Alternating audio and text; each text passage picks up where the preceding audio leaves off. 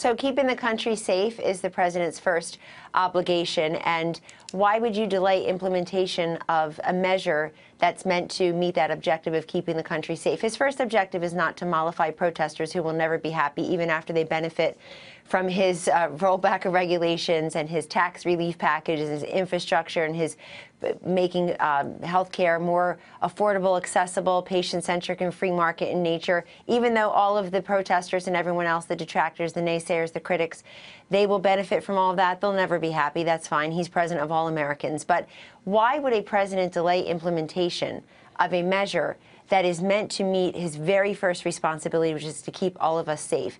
And look, let's also put some statistics on the board. It's important because the president just said it in a tweet. People like me on the Sunday show said it yesterday.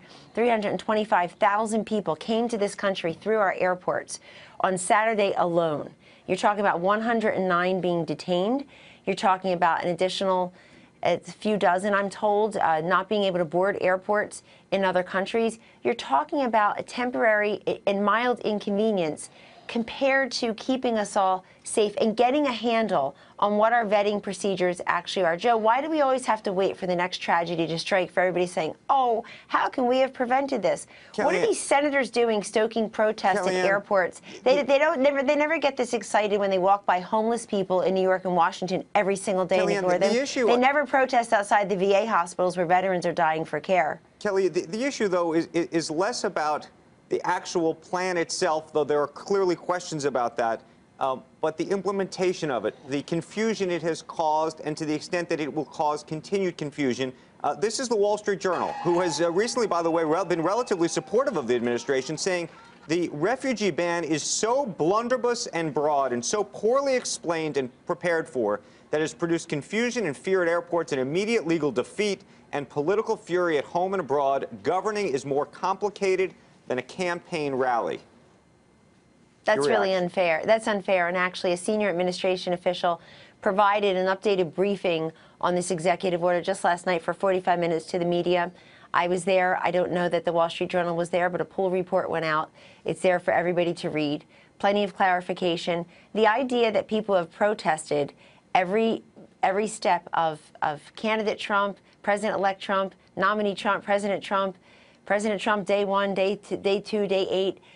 Does it mean that the executive order and its implementation, its rollout, could have been done differently? It means that people will always protest, especially if they're underinformed. I mean, what is it? What's the confusion right now that I can help clear up? I'd be happy to. What are you confused about? I think that, well, clearly we're having guests on, literally, as you saw, a fellow who has a green card who clearly was confused enough to cancel his trip.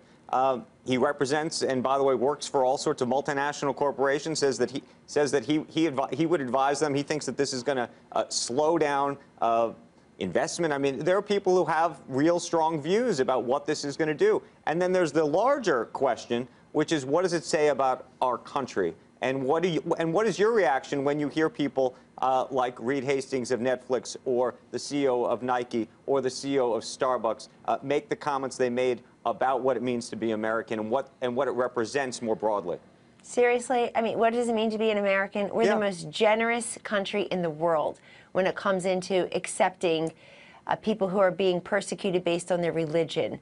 We are the most generous country in the world when it comes to our immigration policies. But you have to go stand in line, and you can't be, at least for the next 90 days, a foreign national or a citizen of 7 countries that President Obama, the hero, I'm sure, of the people you just mentioned, that President Obama identified in 2015 as being high risk for terrorism. These are countries that are known to harbor, train, and export terrorists. This isn't difficult. We have 46 other majority Muslim countries that are excluded from the list of 7. Pakistan and Indonesia have very large Muslim populations. They're not on the list here. Egypt's not on the list here. In other words, look at it for what it is. And everybody with their sweeping grand statements at another award show last night, talking about, you're welcome in our country, come here. What are they talking about? Why didn't they do what mattered in Syria, which is to rescue these kids who are now dead, women turning to rape, women turning to suicide over rape. Where the hell were they when these kids were being washed up on the shores? I mean, all these people riding around on their high horses, they didn't fly over to Aleppo and try to intervene in the humanitarian crisis we've been witnessing. This guy, Donald Trump, he's been president on the job for 9 or 10 days. Barack Obama and these senators who are courting and Hollywood, they were in charge for 8 years. And what they wrought is what we inherited. At least this president, in the early hours and days of his administration, is doing what every president's first job is to do, which is keep her country, its interests, its allies, and its people safe. Hey there, thanks for checking out CNBC on YouTube. Be sure to subscribe to stay up to date on all of the day's biggest stories. You can also click on any of the videos around me to watch the latest from CNBC. Thanks for watching.